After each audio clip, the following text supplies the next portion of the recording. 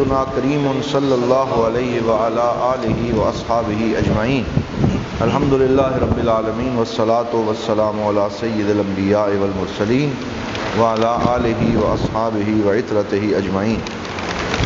معزز طلباء اور سامعین، اللہ کے فضل و کرم سے آج ہم الخریدۃ البہیہ کیا جو یہ قصیدہ مبارکہ ہے اس کے آخری درس میں پہنچ گئے ہیں، اور کل ہم نے سمعیات پر اپنے گفتگو کو ختم کیا تھا، اور عقائد میں سمعیات سے مراد ایسے عقائد ہیں جن کی تعریف ہم نے یہ بیان کی تھی، وہی الامور التی لا مجال للعقل فی ادراکہا، یہ ایسے امور ہیں کہ انسانی عقل جن کا ادراک کرنے کی طاقت نہیں رکھتی، اور جیسے حضرت محمد الرسول اللہ صلی اللہ علیہ وآلہ وسلم نے ہمیں ان کے بارے میں بتایا، ہم اسی طرح اس پہ ایمان لے آئے منوان، تو یہ وہ عقائد ہیں جنہیں سمعیات کہا جاتا ہے۔ اور اس کے اندر جو بنیادی چیزیں بیان کی گئی تھیں، تھوڑا سا اس کو دوہرا کے آگے بڑھتے ہیں۔ تو سب سے پہلے اس کے اندر یہ ارشاد فرمایا گیا کہ وَيَلْزَمُ الْإِيمَانُ بِالْحِسَابِ، کہ جو یوم حساب ہے اس پر ایمان لانا، تو یہ تصدیق قلبی ہے۔ بولیے کیا ہے تصدیق قلبی؟ اپنے دل سے اس پر ایمان لے کے آنا۔ اور حشر کا جو میدان ہے وہ لگے گا، اس پہ ایمان رکھنا۔ بعض روایات میں ہے کہ جہاں حشر کا میدان لگے گا وہ بلاد الشام کا علاقہ ہوگا۔ اور پھر یہ ہے کہ اس بات پہ ایمان لانا کہ جو نامہ اعمال ہے وہ اصحاب الیمین اور اصحاب الشمال کے دائیں ہاتھ میں اور بائیں ہاتھ میں دیا جائے گا، تو ہم کہتے ہیں اللہم اجعلنا من اہل الیمین، یا اللہ ہمیں اصحاب یمین میں شامل فرما۔ پھر اسی طرح اس بات پر ایمان لانا کہ کچھ ایسے لوگ ہیں جو بلا حساب جنت میں داخل کیے جائیں گے، اور ایک روایت میں 70,000 ان کی تعداد بیان کی گئی ہے۔ اور اس کے ساتھ ساتھ ایک حدیث میں یہ ہے کہ ثلاث حفنات من حفنات ربی، حضور صلی اللہ علیہ وسلم نے فرمایا کہ اللہ تعالیٰ 3 دفعہ جیسے چلو بھرے جاتے ہیں ایسے اپنی مخلوق میں سے لوگوں کا جنت کے لیے انتخاب فرمائے گا۔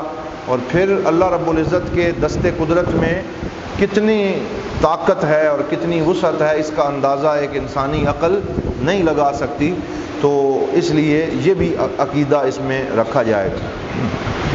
والحشر والعقاب والثواب، یوم حشر اور عقاب و ثواب جو ہے اس پر عقیدہ ہمارا موجود ہے۔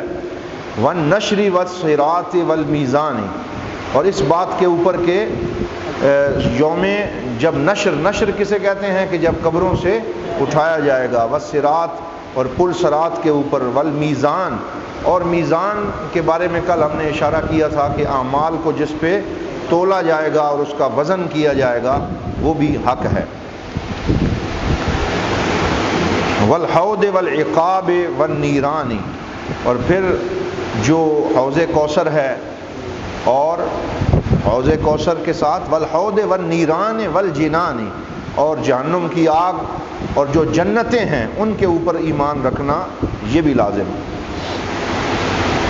تو اس میں جو جنات کا ذکر کیا گیا اور جنتوں کا، تو ہم نے پڑھا ہے حدیث پاک میں کہ اللہ تعالیٰ کی 8 جنتیں، بولیے کتنی جنتیں ہیں؟ 8، اور ان میں سے سب سے بلند کو فردوس بریں یا فردوس الاعلیٰ کہا جاتا ہے۔ اور نیران جو جہنم ہے وہ 7 اس کے دروازے، کتنے دروازے ہیں؟ 7، اور جو جنت کے دروازے پہ ہے اسے رضوان کہتے ہیں، اور جو جہنم کے دروازے پہ ہے اسے مالک کہتے ہیں، اس کا نام کیا ہے؟ مالک۔ تو یہ قرآن پاک میں بھی ان کے نام موجود ہیں۔ پھر جنات کے بارے میں ہمارا عقیدہ یہ ہے کہ خلق من خلق اللہ، وہ اللہ تعالیٰ کی مخلوق میں سے ایک مخلوق ہیں۔ خلقوا من نار، انہیں آگ سے پیدا کیا گیا۔ قبل آدم 2000 سنہ، حضرت آدم کی تخلیق سے 2000 سال پہلے جنات کو پیدا کیا گیا جو ہے وہ آگ سے۔ اور ابوہم ابلیس کہا جاتا ہے کہ جو جنات کا بڑا ہے وہ ابلیس تھا، یا اس کا نام وہاج بھی ذکر کیا گیا ہے۔ تو پھر ابلیس جو ہے وہ جنات میں تھا لیکن بعد میں راندہ درگاہ ہوا، اور اللہ تعالیٰ نے ملائکہ کو نور سے پیدا کیا اور جنات کو نار سے پیدا کیا، ملائکہ کو نور سے اور جنات کو نار سے پیدا کیا۔ اور جنات بشر کی مثل مکلف ہیں، جنات بشر کی مثل مکلف ہیں، جیسے ہم مکلف ہیں ایسے وہ بھی مکلف ہیں، اور ان کو بھی قرآن پاک کی تعلیمات جو ہیں وہ مخاطب کرتی ہیں۔ یعصی و یتی، یعصی و یتی کا مطلب کیا ہے کہ وہ گناہ بھی کرتے ہیں اور نیکیاں بھی کرتے ہیں۔ لہو اب و ام و عم و خال، تو جس طرح ہمارے ہاں یہ نظام ہے کہ باپ ماں چچا اور یہ رشتے یہ ان کے بھی ہوتے ہیں، جنات کے بھی۔ اور یموتو، جیسے انسان کو موت آتی ہے ویسے جنات کو بھی موت آتی ہے، ان کی عمریں لمبی ہوتی ہیں۔ تو یہ جو جنات اور انسان ہیں ان دونوں کو ثقلین کہا جاتا ہے۔ کیا کہا جاتا ہے؟ ثقلین۔ محمد سید الکونین والثقلین والفریقین من عرب ومن عجم، تو حضور صلی اللہ علیہ وسلم سید الکونین بھی ہیں اور سید الثقلین بھی ہیں۔ اور جنات اور انسانوں کو ثقلین اس لیے کہا جاتا ہے کیونکہ وہ زمین کو بوجھل کرتے ہیں اپنے وجود کے ساتھ، اور یہ سکل سے نکلا ہے، سکل بوجھ کو کہتے ہیں، تو کیونکہ یہ زمین کے اوپر ان کا بوجھ ہے اس وجہ سے ان کو ثقلین یا ثقلان کہا جاتا ہے۔ پھر فرمایا والجن والاملاک ثم الانبیاء، جنات کی بات ہو گئی، ملائکہ نور سے پیدا ہوئے، اور جو فرشتے ہیں ان کے بارے میں ہمارا عقیدہ یہ ہے کہ وہ مکلف نہیں ہیں۔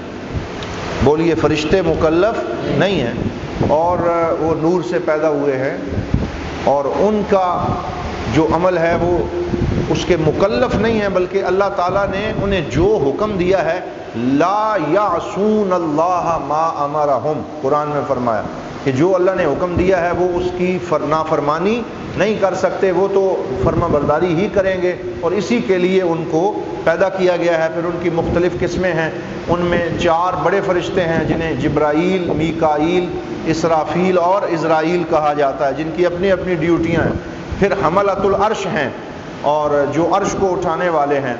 پھر زمین میں اپنی ڈیوٹیاں ادا کرنے والے ہیں، اور اسی طرح جو ہے وہ یہ فرشتوں کا پورا ایک نظام اللہ رب العزت نے قائم فرمایا۔ ثم الاولیاء، پھر ولایت جو ہے وہ کسبی اور وہبی ہے، اللہ تعالیٰ کی عطا سے اللہ جسے چاہتا ہے اپنا ولی بناتا ہے اور مقام ولایت پہ فائز فرماتا ہے، اور جو اللہ رب العزت کا قرب ہے اس کو ولایت کہا جاتا ہے، اور یہ فرائض کے ساتھ ساتھ نوافل کی کثرت سے اللہ رب العزت یہ مقام عطا فرماتا ہے۔ حضور صلی اللہ علیہ وسلم کی حدیث ہے کہ سب سے زیادہ بندہ اللہ کا قرب فرائض کے ذریعے حاصل کرتا ہے، اور پھر فرمایا لا یزال عبدی یتقرب الی بالنوافل، اور فرائض کے بعد پھر نوافل کے ذریعے بندہ میرا قرب پاتا رہتا ہے، حتیٰ کنت سمعہ الذی یسمع بہا وبصرہ الذی یبصر بہا ورجلہ الذی یمشی بہا ویدہ الذی یبطش بہا، یہاں تک کہ میں اس کے ہاتھ پاؤں کی قوت بن جاتا ہوں جن سے وہ چلتا ہے پکڑتا ہے۔ وَلَئِن سَأَلَنِي لَأُعْطِيَنَّهُ وَلَئِنِ اسْتَعَاذَنِي لَأُعِيذَنَّهُ، اور وہ اس مقام پہ جا پہنچتا ہے کہ اگر وہ مجھ سے مانگے تو میں ضرور اسے عطا کرتا ہوں، اور اگر وہ پناہ مانگے تو ضرور اسے پناہ دی جاتی ہے۔ تو یہ مقام ہے جو اللہ رب العزت کے اولیاء کو نصیب ہوتا ہے۔ تو یہ وہ اشعار ہیں جن کو ہم نے دہرا دیا، جن کا تعلق سمعیات میں، اور اس کے آخری شعر میں فرماتے ہیں جو شعر نمبر 57 ہے، وَبِكُلِّ مَا جَاءَ عَنِ الْبَشِيرِ، کہ یہ کچھ سمعیات کا ذکر ہوا ہے، کچھ کا ذکر یہاں نہیں ہو سکا، لیکن اتنا اجمالی طور پہ یاد رکھیں کہ بشیر و نذیر حضرت محمد الرسول اللہ صلی اللہ علیہ وسلم جو کچھ بھی لے کر آئے، من کل حکم، ہر وہ حکم جو سرکار لے کے آئے، سارا کا ضروری، تو وہ حکم نظری نہیں رہا بلکہ حکم ضروری بن گیا۔ حکم کی 2 قسمیں ہیں، ایک حکم ضروری ہوتا ہے اور ایک حکم نظری ہوتا ہے۔ اس میں کیا فرق ہے؟ حکم نظری کون سا ہوتا ہے؟ جو غور و فکر سے حاصل ہو، جو غور و فکر، یعنی حکم نظری وہ ہوتا ہے جس میں غور و فکر کرنا پڑے، اور حکم ضروری حکم بدیہی کو کہتے ہیں کہ جس میں غور و فکر کی کوئی ضرورت نہیں ہوتی بلکہ فوراً اس پہ ایمان لایا جاتا ہے. تو جو کچھ بھی سرکار دو عالم صلی اللہ علیہ وسلم لے کے آئے وہ حکم نظری نہیں ہے بلکہ بولیے وہ حکم ضروری ہے. پھر فرمایا وَيَنْتَوِي فِي كَلِمَةِ الْإِسْلَامِ مَا قَدْ مَضَى مِنْ سَائِرِ الْأَحْكَامِ. ینتوی کا مطلب ہے یحتمل، ینتوی کا مطلب ہے یشتمل و یحتوی، یعنی لپٹا ہوا ہے، موجود ہے کلمہ اسلام میں. کلمہ اسلام کیا ہے؟ لا الہ الا اللہ محمد الرسول اللہ صلی اللہ علیہ وسلم. تو یہ جو کلمۃ الاسلام ہے یہ اتنا جامع کلمہ ہے کہ اس کے اندر موجود ہے، لپٹا ہوا ہے، اس کے اندر موجود ہے. کیا چیز موجود ہے؟ ما قد مضى من سائر الاحکام، کہ جتنے حکم ہم نے اب تک بیان کیے ہیں ان سب کا خلاصہ جو ہے وہ کلمہ طیبہ ہے. تو کلمہ طیبہ کو باب للاسلام کہا گیا. کلمہ طیبہ کو کیا کہا گیا؟ باب. یہ اسلام کا دروازہ ہے، یہ اسلام کا خلاصہ ہے. تو اسی لیے حضرت مصنف فرماتے ہیں وَيَنْتَوِي فِي كَلِمَةِ الْإِسْلَامِ مَا قَدْ مَضَى مِنْ سَائِرِ الْأَحْكَامِ، کہ جتنے احکام ہم نے ذکر کیے ہیں وہ سارے کے سارے کس میں موجود ہیں؟ کلمے میں. اور کلمہ کیا ہے؟ لا الہ الا اللہ محمد الرسول اللہ. تو اب کیونکہ کلمہ اتنا جامع ہے اور اتنا اہم ہے کہ اس میں اللہ کی وحدانیت بھی ہے، رسولوں کی رسالت بھی ہے اور اس میں دین کا خلاصہ بھی ہے، اس لیے اگلے شعر میں فرمایا فَأَكْسِرًا مِن ذِكْرِهَا بِالْأَدَبِ. اصل میں تو ہے فَأَكْسِر، تو پھر نون تاکید خفیفہ لگا دیا. فَأَكْسِرًا کہ پس تو کثرت سے ذکر کر، کس کا؟ کلمہ طیبہ کا. بالادبی، ادب کے ساتھ. تو یہاں سے اب سمعیات ختم ہوئی اور تصوف اور اخلاقیات کا باب شروع ہو گیا. یہ عقیدے کا آخری باب ہے جو اس قصیدے میں ذکر کیا گیا کہ کلمہ طیبہ کیونکہ جامع کلمہ ہے اور اس میں تمام عقائد موجود ہیں تو پس تو ادب کے ساتھ کثرت سے کلمہ طیبہ کا ذکر کر. تو آئیں دعا کریں اللہ تعالی ہمیں کثرت سے کلمہ طیبہ کا ذکر کرنے کی توفیق عطا فرمائے. تو کیا ہوگا؟ فرمایا ترقى بهذا الذکر اعلی الرتب. تو جب تو یہ ذکر کرے گا تو بلند ہوتا چلا جائے گا اعلیٰ مراتب کی طرف، تیرے رتبے بلند ہوں گے، تیرے درجے بلند ہوں گے. تو کلمہ طیبہ کا ذکر کرنے سے درجات بلند ہوتے ہیں. فَأَكْسِرًا مِن ذِكْرِهَا بِالْأَدَبِ ترقى بهذا الذکر اعلی الرتب. حضرت مولا علی شیر خدا کرم اللہ وجہ الکریم کی روایت ہے اور ایک اور صحابی نے بھی روایت کیا ہے کہ ایک دن اسی طرح مطلب صحابہ کرام رضوان اللہ تعالیٰ علیہ مجمعین حلقہ بنا کے حضور صلی اللہ علیہ وسلم کی بارگاہ میں موجود تھے. تو سرکار نے فرمایا کہ ہمارے اندر کوئی اجنبی تو نہیں ہے. تو ادھر ادھر سب صحابہ نے دیکھا اور فرمایا یا رسول اللہ سب اپنے ہیں، کوئی اجنبی نہیں ہے، کوئی غیر مسلم نہیں ہے. تو پھر حضور صلی اللہ علیہ وسلم نے فرمایا دروازے بند کر دو. تو دروازے بند کر دیے گئے. پھر سرکار دو عالم نے فرمایا اپنا ہاتھ کھڑا کرو. تو سارے صحابہ نے اپنا ہاتھ ایک جو ہے وہ فضا میں بلند کیا. پھر حضور نے انہیں پڑھوایا لا الہ الا اللہ، لا الہ الا اللہ، لا الہ الا اللہ، لا الہ الا اللہ. بار بار حضور نے ذکر کروایا. جب ذکر کر چکے تو فرمایا تم گواہ ہو جاؤ کہ اللہ تعالیٰ نے تمہیں بخش دیا ہے اور تمہاری مغفرت فرما دی. تو اسی طرح حضرت مولا علی شیر خدا کو بھی خاص طور پہ سرکار دو عالم صلی اللہ علیہ وسلم نے کلمہ طیبہ کی تلقین فرمائی تھی. تو یہ تمام تصوف کے سلاسل چاہے وہ چشتی ہوں، قادری ہوں، نقشبندی ہوں، کوئی شاذلی ہوں، دیگر عرب کے سلسلہ تصوف کے جنیدی سلسلہ ہے، جتنے بھی سلاسل ہیں ان میں کلمہ طیبہ خصوصی ورد کی حیثیت رکھتا ہے. پھر آگے فرمایا ایک حدیث پاک اور بھی میں نے یہاں لکھی ہے وہ بھی سماعت کر لیں. حضور صلی اللہ علیہ وسلم نے فرمایا افضل ما قلت انا والنبیون من قبلی، کہ میں اور مجھ سے پہلے آنے والے نبیوں نے سب سے افضل جو ذکر کیا ہے وہ کیا ہے؟ لا الہ الا اللہ محمد رسول. لا الہ الا اللہ اس میں ذکر کیا گیا، یعنی یہ کائنات کا سب سے افضل ذکر ہے.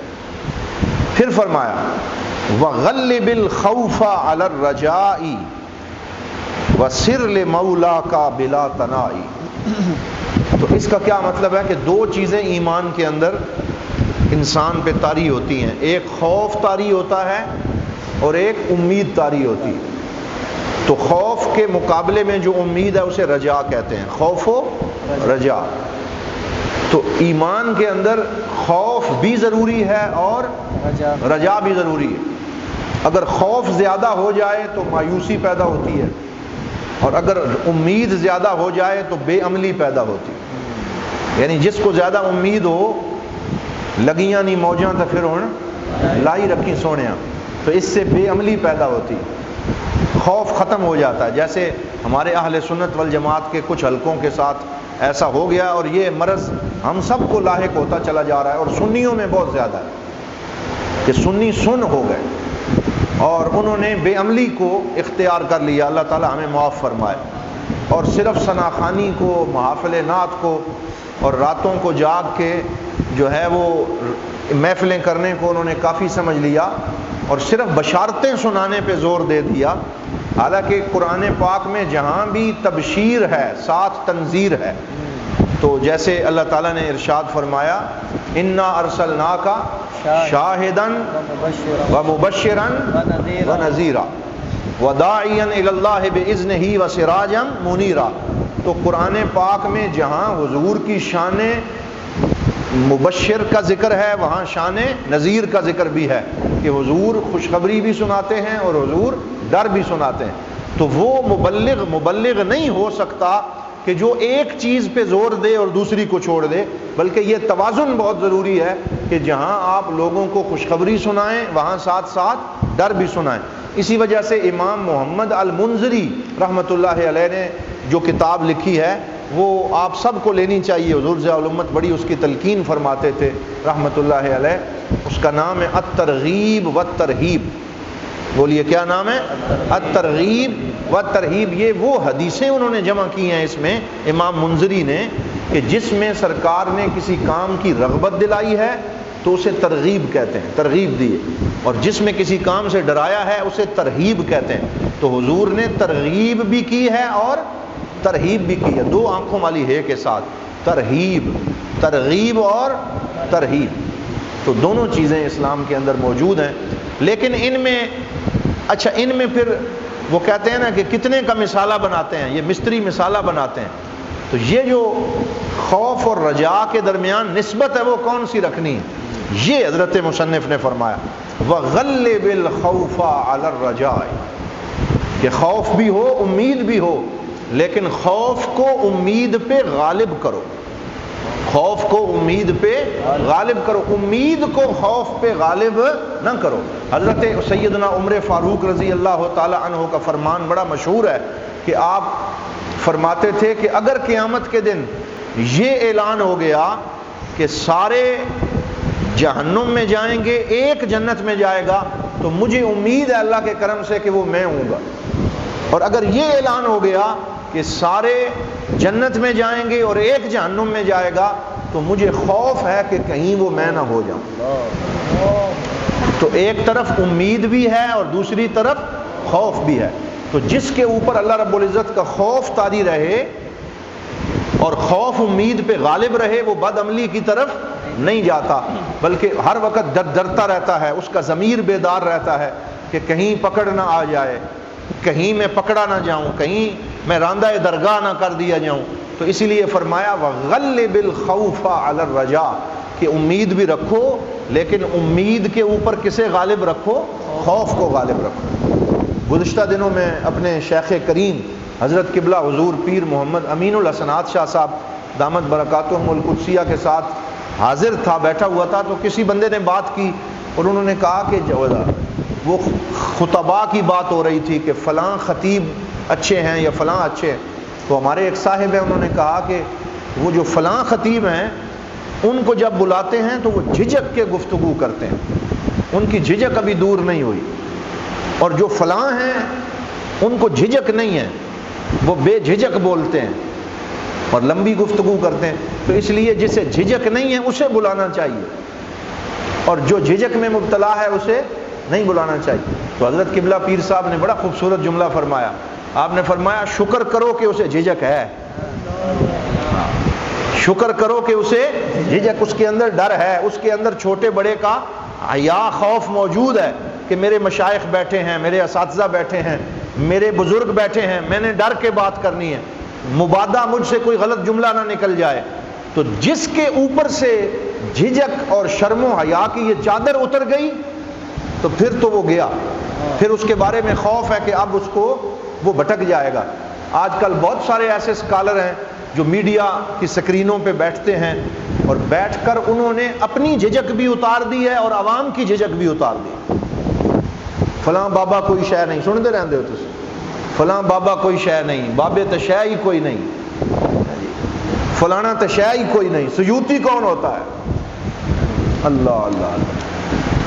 بلکہ اب تو کہہ رہا تھا کہ ماں باپ کیا چیز ہیں، یہ تو اتفاقی طور پہ انہوں نے ہمیں پیدا کر دیا، ان کا کیا کمال ہے۔ جھجک ختم ہو گئی، حیا کا پردہ اتر گیا، شرم جاتی رہی، تو وہاں ایسے لوگوں پہ گرفت آتی ہے، پکڑ آتی ہے۔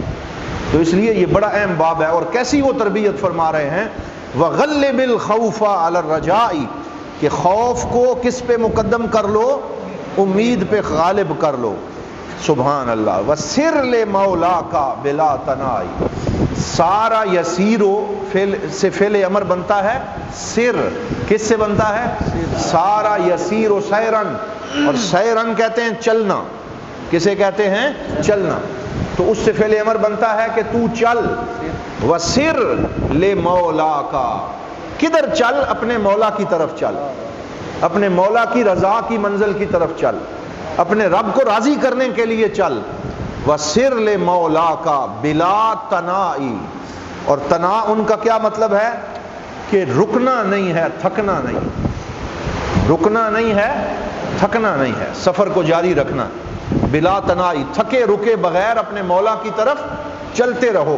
جیسے حضرت موسیٰ علیہ السلام نے فرمایا انی ذاہب الی ربی سیہدینی، پوچھا آپ کہاں جا رہے ہیں؟ فرمایا میں اپنے رب کی طرف جا رہا ہوں، وہ مجھے ہدایت دے گا۔ تو سالک کو سالک کیوں کہتے ہیں؟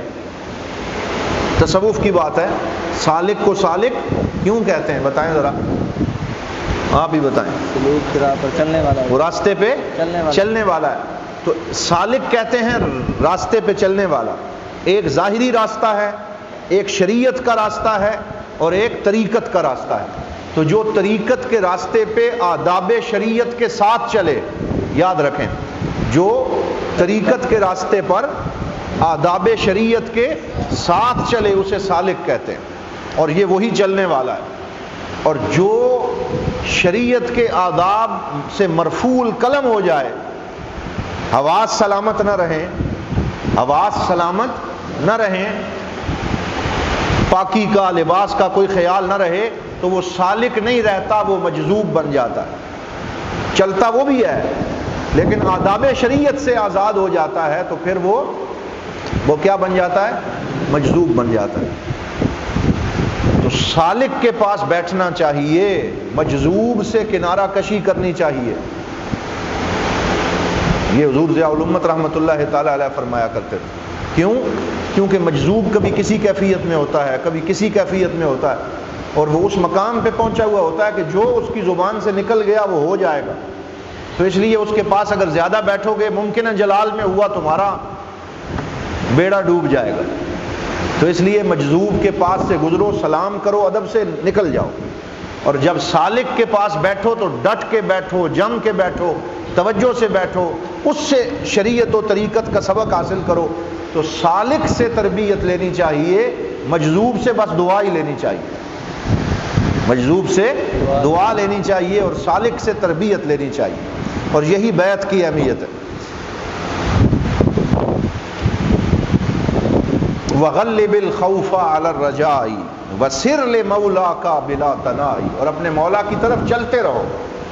اچھا، اس چلنے کا کیا معنی ہے؟ تو اس کی تشریح یوں کرتے ہیں، فرماتے ہیں ایک عبادت سے دوسری عبادت کی طرف، ایک ذکر سے دوسرے ذکر کی طرف، ایک کتاب سے دوسری کتاب کی طرف، ایک شیخ سے دوسرے شیخ کی طرف، ایک علم سے دوسرے علم کی طرف اپنا سفر جاری رکھو، ترقی مدارج میں کرتے رہو۔ کسی مقام کو یہ نہ سمجھو کہ میں منزل پہ پہنچ گیا، بلکہ چلتے رہنا یہ سالک کا کام ہے۔ تو سالک ساری زندگی چلتا رہتا ہے، وہ کبھی یہ نہیں سمجھتا کہ میں نے منزل کو پا لیا ہے۔ سفر ہے شرط مسافر نواز وہ تیرے، ہزار ہا شجر سایہ دار راہ میں ہے۔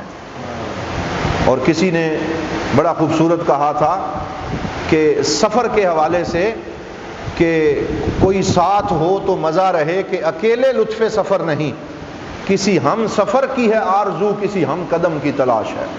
تو صحبت کی بڑی اہمیت ہے سفر میں، کوئی نیک لوگ ساتھ ہوں، ان کو ساتھ ملا کے بندہ مولا کی راستے پہ چلتا رہے۔ اب آگے چلیں، فرمایا وَجَدِّدِ التَّوْبَةَ لِلْأَوْزَارِ لَا تَيْأَسًا مِّن رَحْمَةِ الْغَفَّارِ۔ تو اس کا مطلب کیا ہے؟ تجدید۔ جدد کا کیا معنی ہے؟ تجدید۔ جددا یجدد تجدیدا فہو مجدد، اور اس کا معنی ہے کہ اپنی توبہ کو بار بار تازہ کرتے رہنا۔ تو یہ فعل امر ہے۔ فرمایا اے سالک، اے راہ طریقت و شریعت پہ چلنے والے، اپنی توبہ کو تازہ کرتے رہو۔ وجدد التوبۃ للاوزار، اور اوزار وزر کی جمع ہے، اور وزر گناہوں کے بوجھ کو کہتے ہیں، کہ جب گناہوں کا بوجھ پڑے تو توبہ تازی کرتے رہو، توبہ تازی کرتے رہو۔ لا تیأسن من رحمت الغفار، اور اللہ رب العزت کی رحمت سے جو غفار ہے اس سے مایوس نہ ہو جاؤ۔ تو جو مایوس ہو جاتا ہے تو وہ ناکام ہو جاتا ہے۔ شیطان بندے کو اللہ کی رحمت سے مایوس کرتا ہے، تو کبھی مایوس نہیں ہونا چاہیے۔ حضور صلی اللہ علیہ وآلہ وسلم معصوم نبی تھے، نبیوں کے سردار تھے، لیکن اس کے باوجود ایک حدیث میں آتا ہے دن میں 70 مرتبہ استغفار کرتے، اور ایک حدیث میں آتا ہے کہ دن میں 100 مرتبہ استغفار کرتے۔ تو یہ ہمارے لیے آپ سکھانے کے لیے کرتے تھے۔ تو استغفار جب بھی بندہ کرتا ہے اس کی توبہ تازہ ہوتی ہے۔ وہ کہتا ہے استغفر اللہ ربی من کل ذنب واتوب الیہ۔ پڑھیں ذرا، استغفر اللہ ربی من کل ذنب واتوب الیہ۔ پھر پڑھیں استغفر اللہ ربی من کل ذنب واتوب الیہ، یا صرف اتنا کہیں استغفر اللہ العظیم، استغفر اللہ العظیم الذی لا الہ الا هو الحی القیوم واتوب الیہ، یا کوئی اور آپ پنجابی میں کہیں، اردو میں کہیں، اللہ ساری زبانیں ہماری جانتا ہے، ہماری بولیاں جانتا ہے۔ تو بندہ وہ ہے جو توبہ کو تازہ کرتا رہے، جو توبہ کو تازہ کرتا رہے۔ اور اس سلسلے میں وہ حدیث پیش نظر رکھیں جو ریاض الصالحین میں آپ پڑھ کے آئے ہیں، بڑی مشہور ہے، کہ ایک بندے نے 99 قتل کر لیے، وہ ہم نے پڑھی سنی ہوئی ہے، حضور صلی اللہ علیہ وسلم کی صحیح حدیث ہے۔ پھر ایک بندے کے پاس گیا کہ میں کیا کروں؟ اس نے کہا بھائی اب تمہاری کوئی توبہ نہیں ہے۔ تو جو آدمی ایک دفعہ جاگ چکا ہو پھر اسے کچھ نہیں ہوتا، اس نے اسے بھی قتل کر دیا، 100 پورے ہو گئے۔ تو اب مایوس ہو کے نکلا، آگے سے اللہ کا ایک بندہ ملا، تو اس نے کہا کہ یہ جس بستی میں تو رہتا ہے یہاں لوگوں نے تجھے گناہ کرتے ہوئے دیکھا، یہاں تو جتنا بھی نیک بننے کی کوشش کرے گا تو یہاں تیری نیکی قبول نہیں ہوگی، یہاں سے نکل، ہجرت کر اور فلاں بستی میں چلا جا، نیک لوگوں کی بستی ہے، توبہ کی نیت سے، اور وہاں جا کے توبہ کر، اللہ تیری توبہ کو قبول کرے گا۔ تو رستے میں کیا ہوا؟ اس کی موت واقعہ ہو گئی، اور فرشتے ثواب والے بھی آ گئے، دوزخ والے بھی آ گئے۔ دوزخ والے کہتے تھے ہمارا ہے، اور جنت والے کہتے تھے ہمارا ہے۔ اللہ تعالیٰ نے فرمایا جھگڑو نہیں، بلکہ زمین کو ناپ لو، جس کی طرف اس کی زمین زیادہ ہے، اگر نیک لوگوں کی بستی کی طرف قریب ہے ادھر لے جاؤ، اور اگر اپنے بستی کے قریب ہے تو جہنم میں لے جاؤ۔ ساتھ ہی اللہ نے زمین کو حکم دیا کہ اے زمین سکڑ جا، سبحان اللہ، اے زمین سکڑ جا۔ تو پھر وہ زمین ایک بالشت کی مقدار میں، صرف اتنا فرق نکلا، ایک بالشت کی مقدار میں ادھر قریب تھی، تو اللہ تعالیٰ نے اسے جنت میں بھیج دیا کہ یہ توبہ کرنے جا رہا تھا، یہ نیک لوگوں کی بستی میں جا رہا تھا۔ تو یہ ہے کہ وجدد التوبۃ۔ اب یہ اگر بات نعوذ باللہ ثم نعوذ باللہ، یہ اگر اس بیلی کو سنائے نا جو آج کل نیٹ پہ بڑے فتوے لگاتا ہے، تو وہ کہتا ہے جی یہ مولوی کہانیاں کراتے ہیں۔ کیا کراتے ہیں؟ کہانیاں، صوفی کہانیاں کراتے ہیں۔ یہ نئی کہانی گڑ لی ہے اور پھر پھکی دیتا ہے کہ میں اب یہ پھکی دینے لگا ہوں۔ تو اسے کہو کہ یہ کہانی ہے، دیکھنے میں تو یہ بھی کہانی ہے کہ 199 قتل کیے، پھر 100 کیے، پھر وہ نیک لوگوں کی بستی کی طرف نکلا، پھر موت آ گئی، پھر زمین کو ناپا گیا، پھر اس کو جنت میں بھیج دیا۔ دیکھنے میں کہانی لگتی ہے یا نہیں؟ مطلب ایک کہانی جیسے سٹوری ہوتی ہے تو سٹوری، لیکن کوئی اسے کہانی کہہ سکتا ہے؟ نہیں۔ جو بھی علم حدیث کو ماننے والا ہے اور جو علم حدیث روایت بن گئی تو یہ کہانی نہیں ہے بلکہ یہ اللہ کا کرم ہے. بولیے یہ اللہ کا کرم ہے، اور اللہ جس پہ چاہے اس پہ کرم کرے. ہم نے کل یہ عقیدے میں پڑھا یفعل اللہ ما یشاء، اللہ تعالیٰ جو چاہتا ہے وہ کرتا ہے. تو اس سے یہ پتہ چلا کہ یہ کہانیاں نہیں ہیں، یہ اس کے ذہن کی خرابی ہے کہ اس کا اپنا ذہن اور دل و نظر خراب ہے کہ اسے صوفیاء کرام کی باتوں میں بھی کہانیاں نظر آتی ہیں. تو اللہ تعالیٰ معاف فرمائے. اب آگے چلیں. تو یہ ہو گیا کہ توبہ بار بار کرتے رہو. پھر ارشاد فرمایا وَكُنْ عَلَىٰ آلَائِهِ شَكُورًا وَكُنْ عَلَىٰ بَلَائِهِ صَبُورًا. سبحان اللہ. فرمایا آلاء نعمتیں اور بلاء آزمائشیں. فرمایا کن ہو جا علی آلائہ اللہ کی نعمتوں پر شکورا بہت زیادہ شکر کرنے والا. اللہ کی نعمتوں پر بہت زیادہ، یہ شکور فعول کے وزن پہ مبالغہ کا صیغہ ہے کہ تم بہت زیادہ کیا ہو جا، شکر کرنے والا ہو جا اللہ کی نعمتوں پر، اور تو اللہ تعالیٰ کی طرف سے آنے والی آزمائشوں پر بہت زیادہ صبر کرنے والا ہو جا. نعمتوں پہ شکر کر اور مصیبتوں پہ صبر کر. تو یہ صبر اور شکر کا جو درس ہے یہ تصوف کے کور ایشوز میں ہے، یہ تصوف کے خاص دروس میں ہے. بندہ اس وقت تک صوفی نہیں بن سکتا اور نیک نہیں بن سکتا جب تک کہ اس کے اندر صبر اور شکر یہ دونوں چیزیں جمع نہ ہو جائیں. وہ نیک باتوں اور صوفیاء فرماتے ہیں کہ نعمتوں کو اگر کسی نے باقی رکھنا ہے تو وہ شکر کرے. نعمتیں اسی لیے فرمایا الشکر قید للموجود و سید للمفقود. فرمایا کہ جو شکر ہے وہ موجود کے لیے قید ہے اور مفقود کے لیے صید ہے، یعنی شکار ہے. کہ جب بندہ شکر کرتا ہے جو نعمتیں موجود ہیں وہ باقی رہتی ہیں، اور جو موجود نہیں ہیں اللہ تعالیٰ وہ بھی عطا فرماتا ہے. لَإِن شَكَرْتُمْ لَأَزِيدَنَّكُمْ. پھر آگے پڑھیے فَكُلُّ أَمْرٍ بِالْقَضَاءِ وَالْقَدَرِ فَكُلُّ أَمْرٍ بِالْقَضَاءِ وَالْقَدَرِ وَكُلُّ مَقْدُورٍ فَمَا عَنْهُ مَفَرٍ. کہ جتنے بھی کام ہیں ہر معاملہ وہ قضاء و قدر کے ساتھ ہے. اور قضاء کہتے ہیں اللہ کے فیصلے کو. بولیے قضاء کسے کہتے ہیں؟ اللہ کے فیصلے کو. اور قدر کہتے ہیں اس فیصلے کے نفاذ کو. تو ایک قضاء ہے اور ایک قدر ہے. اس میں فرق کیا ہے کہ قضاء نام ہے اللہ کے فیصلے کا اور قدر نام ہے اس فیصلے کے نافذ ہونے کا. تو فیصلہ کرتا بھی اللہ ہے اور فیصلے کو نافذ بھی اللہ کرتا ہے. تو ہر معاملے میں قضاء و قدر ہے. وَكُلُّ مَقْدُورٍ، اور جو فیصلہ اللہ نے کر دیا فما عنہ مفر، پھر اس سے کوئی فرار ممکن نہیں. مفر سے مراد ہے کہ کوئی فرار پھر اس سے ممکن نہیں ہے. کوئی بھاگ نہیں سکتا اللہ کے فیصلے سے. تو اسے مان لینا، اس کے سامنے سر تسلیم خم کر دینا، یہی انسان کے حق میں بہتر ہوتا ہے. فَكُنْ لَهُ مُسَلِّمًا كَيْ تَسْلَمَا فَكُنْ لَهُ مُسَلِّمًا كَيْ تَسْلَمَا. اللہ کے سامنے سر تسلیم خم کر دے. کن ہو جا لہو اللہ کے لیے، مسلمن سر تسلیم کو خم کرنے والا، سر جھکانے والا، اس کے فیصلوں کے سامنے جھک جانے والا. فَكُنْ لَهُ مُسَلِّمًا كَيْ تَسْلَمَا، تاکہ تو سلامت رہے. تو اللہ کے سامنے سر جھکانے والا بن جا تاکہ تو سلامت رہے.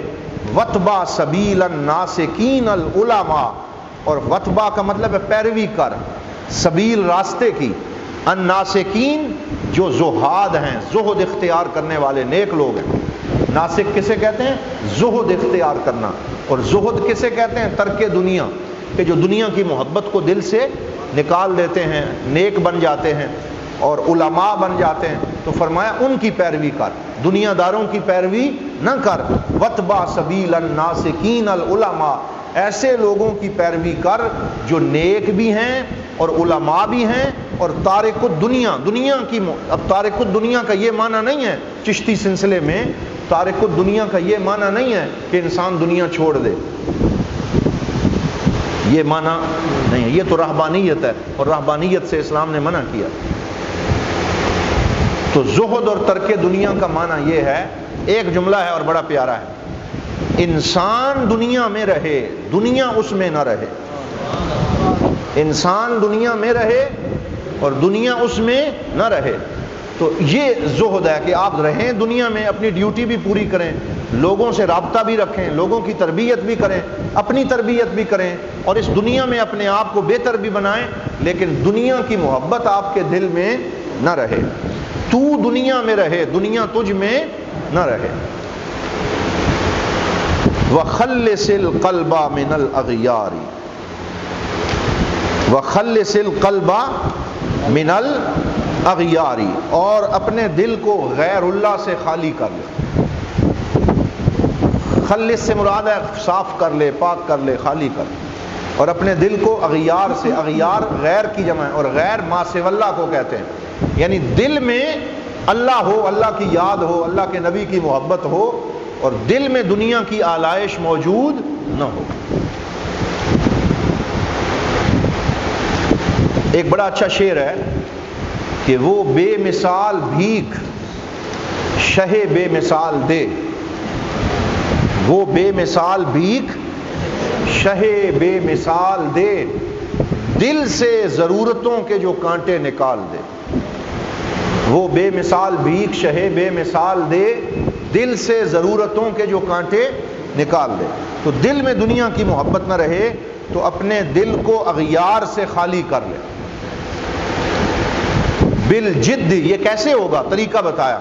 بالجد، سنجیدگی اور محنت سے.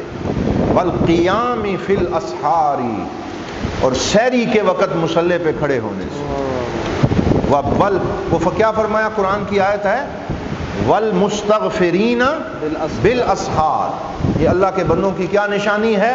والمستغفرین بالاسحار، کہ وہ سحری کے وقت کھڑے ہو کر کیا کرتے ہیں؟ استغفار کرتے ہیں. سحری کے وقت استغفار کرتے ہیں. تو حضرت مصنف فرماتے ہیں کہ اگر تو اپنے دل کو غیر سے خالی کرنا چاہتا ہے اور اللہ کی محبت سے آباد کرنا چاہتا ہے تو بالجد محنت کرو. والقیام فی الاسحار، اور سحری کے وقت کیا کرو؟ قیام کرو. عطار ہو، رومی ہو، رازی ہو، غزالی ہو، کچھ ہاتھ نہیں آتا بے آہے سحر گائی. تو صبح کے وقت آئے نا، آج ہم سب اس مبارک مجلس کے اختتام پر یہ ساری دعائیں ہیں جو ہم اللہ تعالیٰ سے مانگ رہے ہیں اپنے دل سے، کہ اللہ تعالیٰ صرف ہمیں قال والا نہ بنائے، اللہ ہمیں حال والا بنائے. اللہ تعالیٰ یہ حالات ہمارے اوپر طاری کر دے، ہمیں سحری میں اٹھنے والا بنائے، ہمارے دل کو غیر اللہ سے پاک کر دے، ہمیں محنت کی اللہ توفیق عطا فرمائے، علماء کی صحبت اللہ ہمیں نصیب فرمائے. تو یہ وہ طریقے بتا رہے ہیں کہ دل کو اغیار سے خالی کرو، اور کیا کرو؟ سحری کے وقت استغفار کرو، قیام کرو، تہجد پڑھو اور محنت کرو. اور پھر فرمایا والفکر والذکر علی الدوام مجتنبا لسائر الآثام. تو فرمایا کہ فکر اور ذکر دونوں ضروری ہیں. فکر اور ذکر میں کیا فرق ہے؟ فکر اور ذکر میں کیا فرق ہے؟ فکر کہتے ہیں سوچنا، اور ذکر کہتے ہیں اپنی زبان سے یا دل سے اللہ کا ذکر کرنا. تو ذکر کی اپنی اہمیت ہے اور فکر کی اپنی اہمیت. فکر سے مراد کائنات میں غور و فکر ہے، کہ انسان کبھی کبھی باہر نکلے، کائنات کو دیکھے، اس میں اللہ کی نشانیاں دیکھے، پھر اللہ تعالیٰ کی قدرت میں غور و فکر کرے، تو اسے فکر کہتے ہیں. تو انسان کے لیے فکر بھی ضروری ہے اور ذکر بھی ضروری ہے. والفکر والذکر علی الدوام.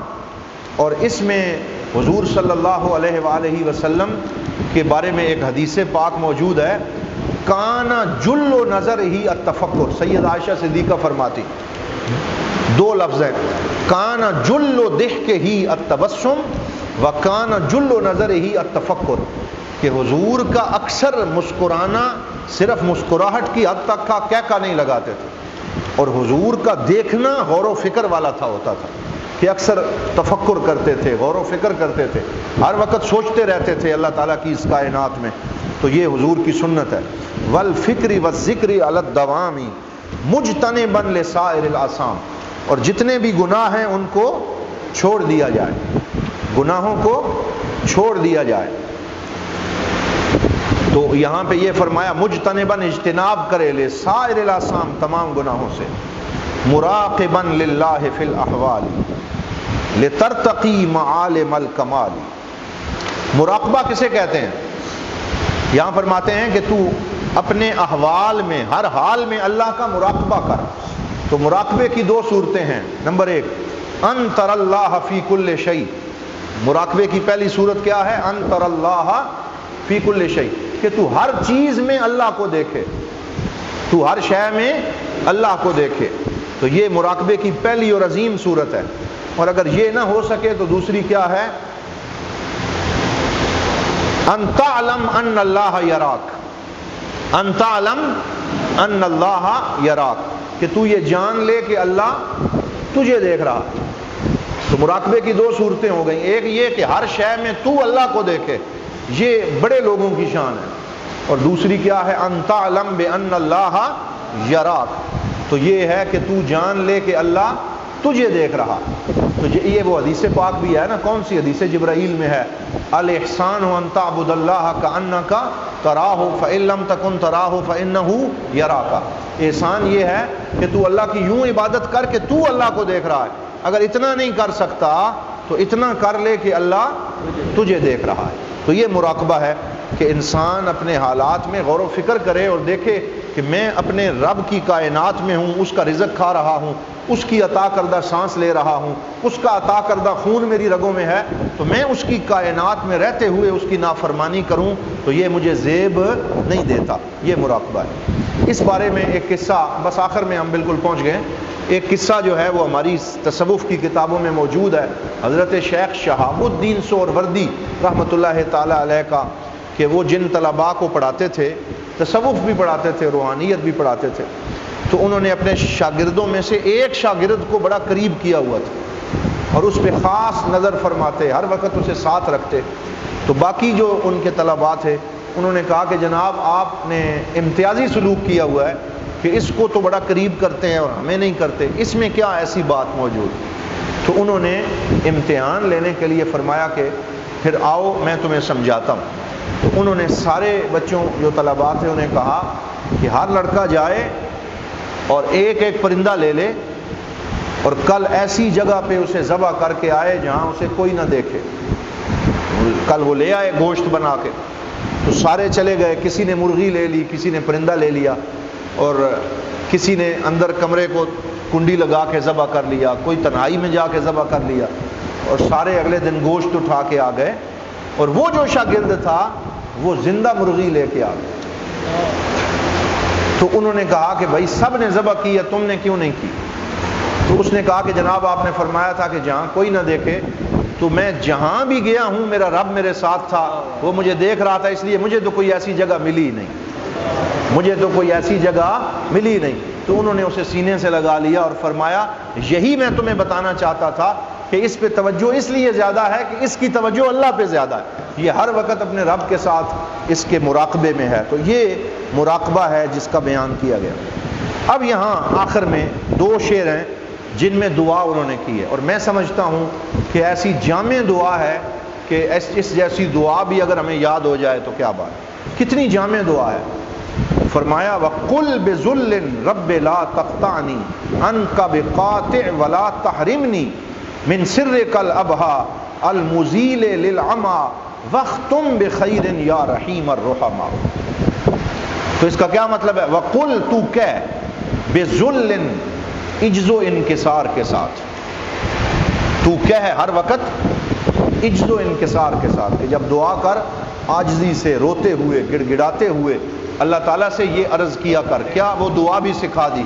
فرمایا یا رب، یہاں یا حرف ندا معذوف ہے، یا رب اے میرے رب، لا تقطعنی عنکا، مجھے اپنے فیض سے محروم دور نہ کر، لا تقطعنی عنکا، مجھے اپنے سے کاٹ نہیں، مجھے اپنے کرم سے دور نہ کر، مجھے اپنے کرم سے الگ نہ کر، لا تقطعنی عنکا، یا اللہ مجھے اپنے کرم اور مدد سے الگ نہ کر۔ اور ولا تحرمنی کا تعلق اگلے شعر کے ساتھ، ولا تحرمنی من سرک الابہا، اور مجھے اپنے پر رونق اور نورانی راز سے محروم نہ کر، اور مجھے اپنے پر رونق اور نورانی راز سے محروم نہ کر. وہ سر کل ابہا سے مراد اخلاص ہے. جو بندے کا اور اس کے رب کا تعلق ہوتا ہے وہ اخلاص نہ نظر آنے والا ایک باریک دھاگا ہوتا ہے، اخلاص. اسے کہتے ہیں سر کل ابہا. یہ تیرا نورانی راز جو مجھے نصیب ہے کہ بندوں کو تو نظر نہیں آتا لیکن میرے اور تیرے درمیان ایک کنیکشن قائم ہے اخلاص کا، تو مجھے اس اخلاص کے تعلق سے محروم نہ کر. ولا تحرمنی، مجھے محروم نہ کر، من سرک الابہا، اپنے روشن نورانی راز سے، المزیل للعما، یہ ایسا راز ہے اخلاص والا جو زائل کر دیتا ہے آنکھوں کے پردے کو. اللہ، یہ کیا کر دیتا ہے؟ زائل کر دیتا ہے آنکھوں کے. ہم سب کی آنکھوں کے آگے پردے ہیں، ہمیں حقیقت نظر نہیں آتی، لیکن جن اللہ کے بندوں کو یہ سر اور یہ راز نصیب ہو جاتا ہے تو ان کی آنکھوں سے پردہ ہٹ جاتا ہے، انہیں اللہ کا نور نظر آتا ہے، اللہ کے جلوے نظر آتے ہیں، حقیقت ہر شے کی نظر آتی ہے. تو فرمایا ولا تحرمنی من سرک الابہا، مجھے اپنے اس راز سے محروم نہ کر، المزیل للعما، جو اندھے پن کو دور کرنے والا. بولیے، جو اندھے پن کو دور کرنے والا، جو آنکھوں سے پردے ہٹانے والا راز ہے وہ مجھے عطا فرما. وختم بخیر یا رحیم الرحماء، اور یا اللہ میری زندگی کو بھی اور اس قصیدے کو بھی اور ہمارے معاملات کو بھی خیر کے ساتھ اختتام فرما. یعنی جب زندگی کا آخری وقت آئے، جب آئے تو وہ بھی خیر والا ہو. اللہ تعالیٰ سب کو عمر دراز عطا فرمائے، بصحت نصیب فرمائے، لیکن فرمایا وختم بخیر، اور خیر والا خاتمہ فرما. یا رحیم الرحماء، یہ جو رحیم الرحماء ہے یہ ارحم الراحمین ہے. یہ کیا ہے؟ ارحم الراحمین. ارحم الراحمین اللہ تعالیٰ کے 99 اسماء میں سے بہت بڑا اسم پاک ہے، اور اس کے بارے میں علماء فرماتے ہیں کہ جو بندہ 3 مرتبہ یہ کہے یا ارحم الراحمین، یا ارحم الراحمین، یا ارحم الراحمین، اس کے بعد جو دعا مانگے اللہ تعالیٰ اس کی دعا کو قبول فرما لے. تو یہ راز ہے اس کے اندر. تو یہ ہمیں بھی چاہیے کہ ہم جب بھی دعا کریں تو اس طرح یا ارحم الراحمین، یا ارحم الراحمین، یا ارحم الراحمین. ہماری اس مجلس کو قبول فرما، ہمیں علم نافع عطا فرما، ہمیں عمل صالح عطا فرما. یا اللہ ہمیں بار بار اپنے ذکر کی توفیق عطا فرما، ہمارے گناہ معاف فرما، ہماری کوتاہیاں، سستیاں، غفلتیں معاف فرما، ہماری نظر سے پردے ہٹا دے، ہمارے باطن کو منور کر دے، ہمارے ظاہر کو منور کر دے، اور ہمیں علم نافع اور علم لدنی عطا فرما. اور یا اللہ ہمیں دنیا اور آخرت کی بھلائی عطا فرما، جو مانگا وہ بھی عطا فرما، جو نہیں مانگا وہ بھی عطا فرما. تو یہ یہاں تک ہو گیا، اور آگے پھر دعا ہے کہ والحمدللہ علی الاتمام، اور اللہ تعالیٰ کی تعریفیں ہیں اتمام پر کہ اللہ نے ہمیں مکمل کرنے کی توفیق عطا فرمائی. تو یہ اتمام ہے. اتمام، اتمم یتمم، اتمام مکمل کرنا، اتم یتم ہو جائے گا کہ اللہ کی ساری تعریفیں ہیں، اس کو مکمل کرنے کا جو کرم ہوا. وافضل الصلاۃ والسلام، اور بہت درود اور سلام، افضل درود و سلام ہمارے آقا و مولا صلی اللہ علیہ وسلم پہ ہوں. علی النبی الہاشمی الخاتمی، ہمارے پاک نبی صلی اللہ علیہ وسلم جو ہاشمی بھی ہیں اور جو خاتم بھی ہیں. ہاشمی بھی ہیں اور خاتمی. ہاشمی سے مراد بنو عبد المطلب، اولاد ہاشم، حضرت ہاشم کی اولاد. اور خاتم اگر زیر کے ساتھ ہو یا خاتم زبر کے ساتھ ہو تو چاہے خاتم ہو یا خاتم ہو، دونوں کا معنی ایک ہی ہے، اور وہ ہے آخری نبی. وہ کیا ہے؟ آخری نبی، جن پہ نبوت کا دروازہ بند کر دیا گیا. اب آپ کے بعد نہ ذلی نہ بروزی کسی طرح کا کوئی نبی آ سکتا نہیں ہے. نبوت جن پہ ختم ہو گئی. وآلہ وصحبہ الاکارم، اور آپ کی آل اطہار، پنج تن پاک، جمیع آل پاک، سادات کرام، اور سرکار دو عالم صلی اللہ علیہ وسلم سیدہ طیبہ طاہرہ اور مولا علی شیر خدا کی جتنی آل ہے ان سب کے اوپر درود ہو. وصحبہ، اور جمیع صحابہ پر درود ہو. الاکارمی، جو عزت والے ہیں، جو عزت اور کرم والے ہیں، ان پر درود پاک ہو. وصلی اللہم وسلم علی سیدنا و مولانا محمد وعلی آلہ واصحابہ اجمعین. الحمدللہ رب العالمین، والحمد فی الاولی و فی الآخرہ. اللہ رب العزت نے ہمیں خیر سے یہ قصیدہ شروع کرنے اور پھر اس کو پایہ کمال تک پہنچانے کی اللہ رب العزت نے توفیق عطا فرمائی، اور اس کرم پر ہم اللہ رب العزت کا شکر ادا کرتے ہیں۔ تو اب یہاں پہ جو ہے وہ دو دوست ایسے تھے جنہوں نے کل مجھے کہا تھا کہ انہوں نے قصیدہ یاد کر لیا۔ کون تھے؟ آپ تھے اور کون تھا؟ آپ یاد کیا؟ اچھا ماشاءاللہ، اللہ اللہ۔ نبی کے لیے سونا، سونا، نیند سے کیا مراد ہے؟ اللہ جل شانہ کے لیے فرد اور واحد دونوں استعمال ہوئے ہیں، اور اس قصیدے کے اشعار میں ان میں فرق کیا ہے؟ بعض پیران اعظام کے ساتھ قیوم زمان لگا کر ان کا نام لیا جاتا ہے، کیا یہ جائز ہے؟ حالانکہ قیومیت اللہ کی شان ہے، از راہ کرم ان کی وضاحت فرما دیویں۔